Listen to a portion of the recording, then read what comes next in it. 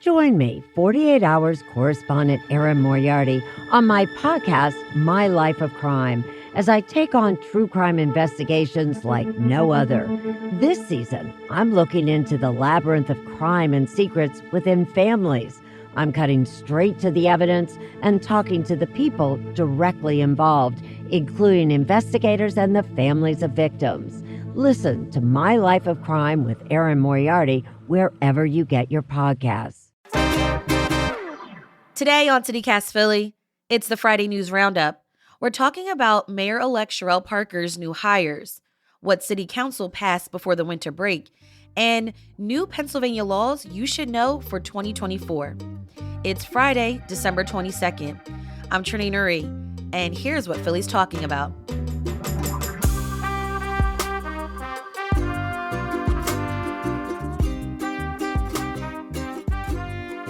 Joining me this week is Stephen Caruso, Pennsylvania Capitol reporter at Spotlight PA. Welcome back, Stephen. Thanks for having me, Trey. Great to have you. And Sean Collins-Walsh, City Hall reporter at the Philadelphia Inquirer. Welcome back to the show as well. Hi, thanks. Happy holidays. Happy holidays. And this is our last Friday News Roundup of the year. It's been a year. But today and this whole weekend, I know that a lot of people are going to be scrambling to find those last minute gift ideas. Last week on the show, we talked about, maybe folks can give the gift of an experience for your loved one, something fun to do, which brings me to the icebreaker. This was an experience some travelers had last week. Definitely a funny moment on social media. But did you all see the bull running on the train tracks at Newark Penn Station? I did not see that, actually. No one saw it. No. What? Yeah, there was this bull running on the tracks. His name is Ricardo. I think there's a metaphor there somewhere. And so I read this in the Philly Mag, but New Jersey Transit is now selling 6-inch plushies created in the likeness of Ricardo and, quote, the runaway bull galloping along the train tracks. And it's been reported that Ricardo now lives at an animal sanctuary. So Ricardo is safe. But how he got there, I'm still trying to figure that out. I'm glad he's okay. Yeah. Hope he made his train. So how long until SEPTA maybe tries to reverse engineer this to solve the funding gap? That's my real question. Is like someone going to go down to the BSL and see like a peacock, like maybe a whole swarm of them wandering around and then funding solved to sell the plushies? They're like, dang, why didn't we think of this? Right. You know what? And that is very, very smart, Stephen, because the author of this article, Patrick Rappa, I hope I'm saying your name correctly, he actually created a list of things that SEPTA could do. And here are some of the ideas. Carolyn, the Trap City subway pigeon. Solid. Noddy, the West Philly rat king. Logan, the token, for nostalgic reasons. Like we used to have tokens to take the subway and the buses. Okay. Swipes for the key card.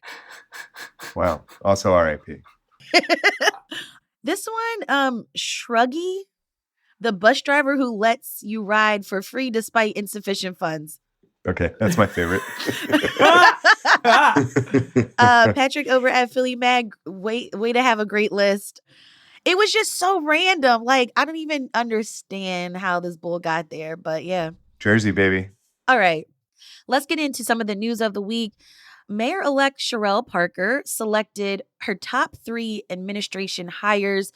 Sean, can you tell us who she selected? Sure. So Parker made this highly anticipated announcement for the 3 people, she's calling them her big 3, who will be at the top of her administration. And 2 of them are the people who are most important to her campaign. That's Aaron Platt and Sinceri Harris. They were her top campaign aides this year when she won this historic mayor's race to become the first female mayor. So they're both going to have the title of Chief Deputy Mayor. Harris will be Chief Deputy Mayor for Intergovernmental Affairs, Sustainability, and Engagement. And Platt will be Chief Deputy Mayor for Planning and Strategic Initiatives.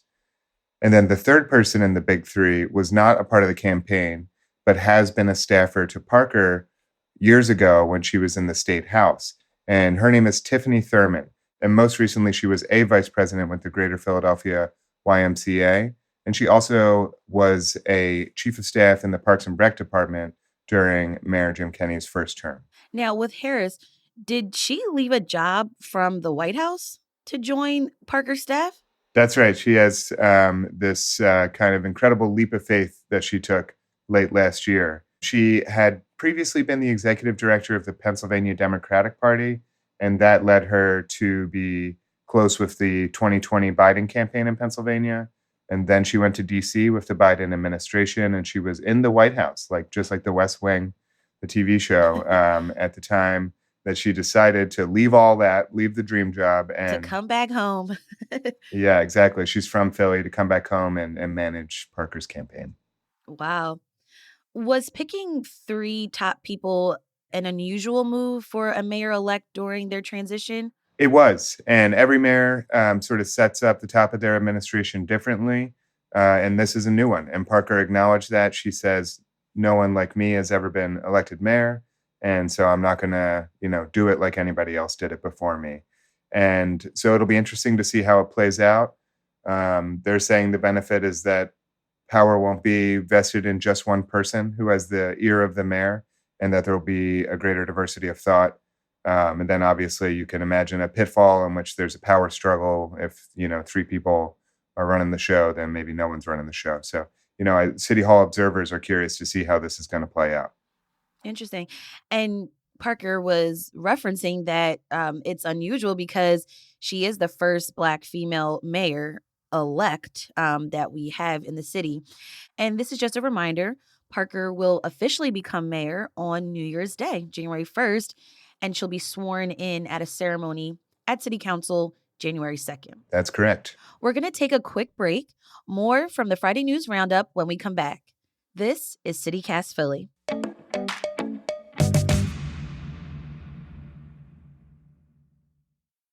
All right, Sean, let's talk about Philadelphia City Council. I want to talk about some bills they recently passed that Philadelphians need to be aware of for 2024. I want to start with that 15-cent fee for paper bags at retail stores. That's right. You might remember a couple years ago, City Council passed a ban on plastic bags. If you don't remember that happening, I'm sure you've noticed that it's happened. I remember, and I was shocked. I was like, I forgot the bags in the car. Yes. Yeah, that took some getting used to. So this is a further incentive not to forget the bags in the car, basically. When Mark Squilla, the council member who proposed all this, drafted the initial proposal that led to the plastic bag ban, he had included also a fee on paper bags. But that was removed through a compromise during negotiations. But the idea is basically if you ban plastic bags, then stores are going to start giving out paper bags more than they used to, which is also not great for the environment. And so he said, fine, we'll take it out of the bill originally. We'll wait a year or so, look at the data.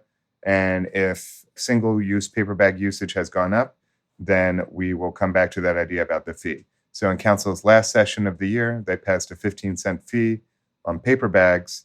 And so now no plastic bags, and it costs a little bit of money to use a paper bag. So make sure you bring your reusable bags. Let's talk about some other highlights.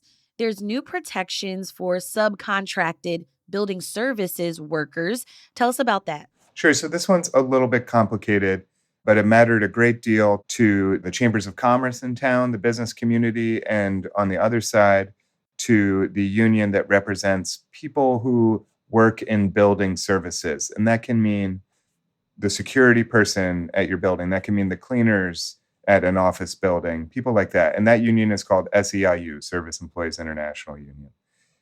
So basically, Councilmember Jimmy Harity wanted to expand upon protections for those type of workers that were adopted during the pandemic.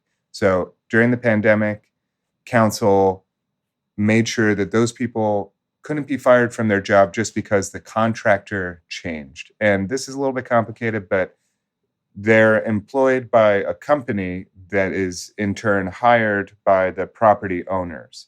So there's a couple layers there. So that's why they're called subcontractors.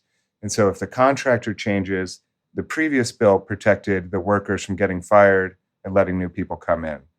And this goes one step further. And the main point of this bill is if the building gets sold, if the building changes hands, making sure that those people who used to work in that building basically have the first right of refusal to take any service jobs that open up there. So that's what Councilman Harity wanted to do. Gotcha. Now, this one I thought was really interesting.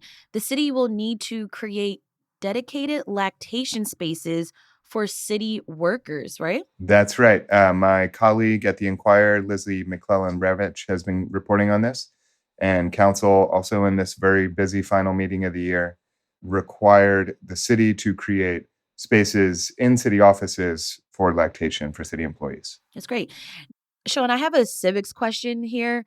There was no veto for some of these bills passed. The bill did not get signed by our current mayor, Jim Kenney, but it automatically just becomes law. Why is that? So the deal is that the mayor has three options once a bill passes. He, in this case, Jim Kenney, can sign it into law. He can veto it, in which case it goes back to council. And he can refuse to sign it, basically. And if that happens, after 10 days, it becomes law without his signature. And basically, that just sends a message that he doesn't support it, he doesn't want his name on it, is where the council will override his veto. Or it could be that he just doesn't want to take ownership of this, but he'll allow it to become law. Gotcha. So in this case, council in its last session did not hear back from the mayor, basically, about two controversial proposals that were adopted in a previous council session. One is the ban on ski masks in public spaces by Councilmember Anthony Phillips, which was a public safety measure, according to Phillips. And then the other one is outgoing Council President Darrell Clark's bill to have the city provide legal defenses for community organizations that get in fights with developers, basically. So those were hotly debated issues. It seems like Kenney wasn't a fan of them, but he also didn't veto them, so they're going to become law without his signature. Stephen, lots of new things happening in Harrisburg this year. Pennsylvania, we got a new governor, Governor Josh Shapiro. We also saw a historic win in the House of Representatives, naming State Rep Joanna McClinton as the first Black female speaker. Any other major things stand out for you? Other than those two things, it's been a year of a lot of inaction, a lot of partisan fights, and a lot of stumbling towards deals at the last minute in Harrisburg. We, as you mentioned, the House is now under Democratic control for the first time in about 12 years. That's a one-vote Democratic majority. The Senate, though, is still Republican. So watching House Democrats and Senate Republicans try to come to deals it's taken them some time. So they've been at loggerheads for a while, and we really saw this in June when there was supposed to be a budget deal that Senate Republicans said the governor, Josh Shapiro, had agreed to that included $100 million for private school scholarships paid for with taxpayer money. But House Democrats refused to go along with it. Governor Josh Shapiro said he actually didn't agree with it. He ended up vetoing that small line item, which is only a fraction of the $45.5 billion budget. But that blew everything up. It took months for them to even get that budget bill signed, but they still held off on a handful of things that took until last week to be resolved. But looking at to this last week, they actually got a lot of stuff done. That voucher debate led to a big blow up that took them months to come around to. It led to less money not going to libraries, not going to community colleges, nonprofits, all of whom had some harm. They took out debt. They let go of staff. They cut services. But last week, they solved everything, more or less. They finished off the budget by passing a few important pieces of legislation that authorized spending, gave money to community colleges. There are also some wins for both sides. House Democrats agreed to expand scholarships, a scholarship tax credit, rather than vouchers themselves, that if you as a private individual donate to a private school and say, I want this money to go to bringing kids into your school, you can take a tax write-off. That's a big priority for Republicans. And then Democrats got out of that a tripling of the state's child care tax credit. So that's money that you can take off of your personal taxes for paying for child care. And also Pennsylvania's Medicaid will now cover dental care.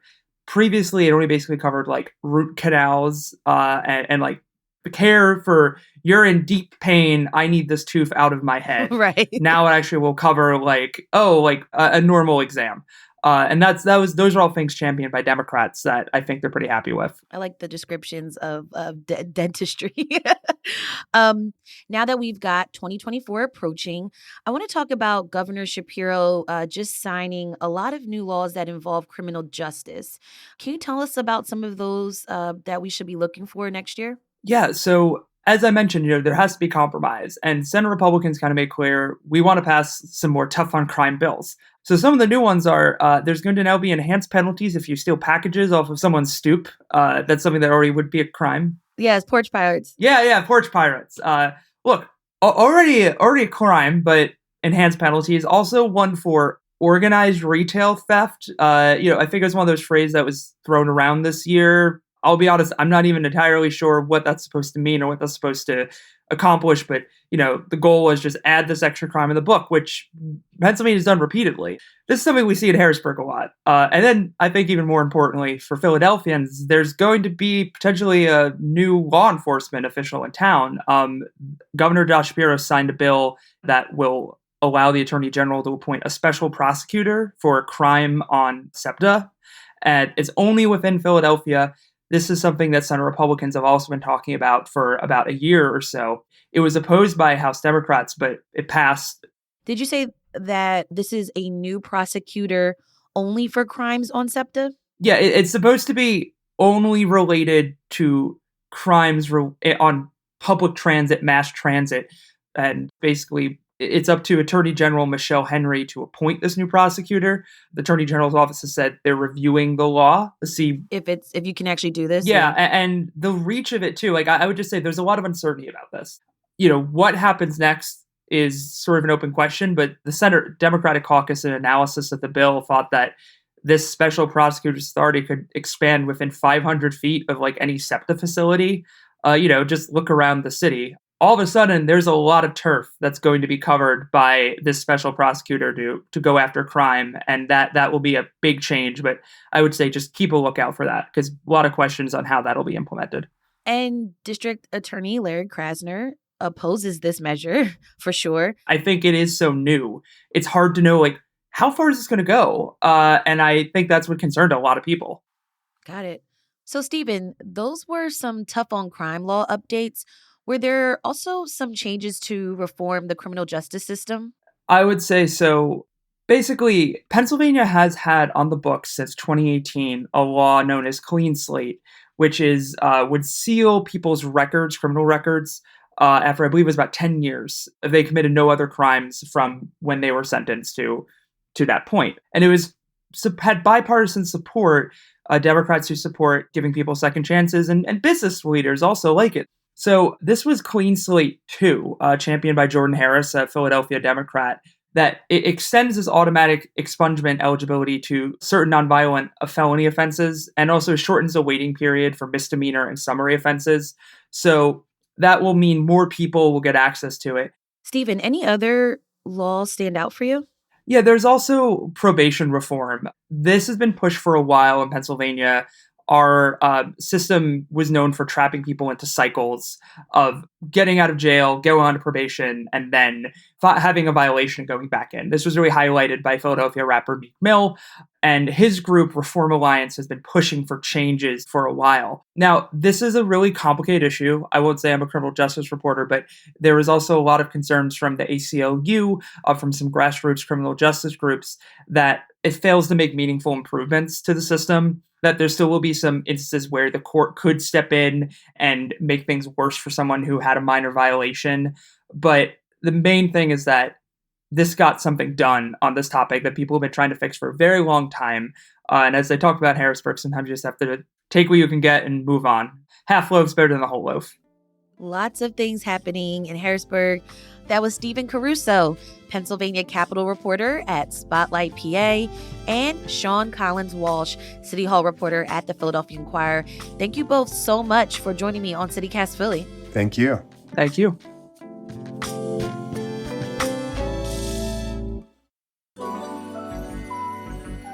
It's time for the tip of the week, where we share a life hack for living in Philly.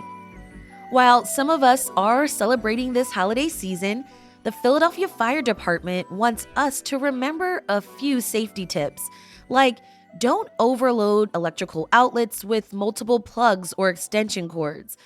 Always keep candles 12 inches away from anything that can burn. And don't forget to turn off those electric decorations before you go to bed, too.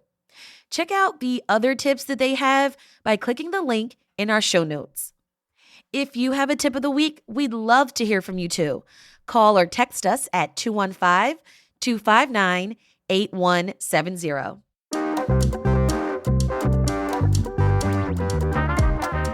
That's all for today here on CityCast Philly. Our executive producer is Laura Benshoff. Our producers are Abby Fritz, Elizabeth Kama, Dylan Brogan, and Noah Snyderman. Our Hey Philly newsletter editors are Joel Wolfram and Adrian Gonzalez. Our host is me, Trinae Nuri. Music is by Philly's own Interminable, with additional music from All the Kimonos and James Weldon. If you enjoyed this week of episodes, tell a friend, rate the show, leave us a review, and subscribe to our morning newsletter, Hey Philly. We'll be back Tuesday morning because we're observing Christmas. Have a great holiday and be safe, y'all. Bye.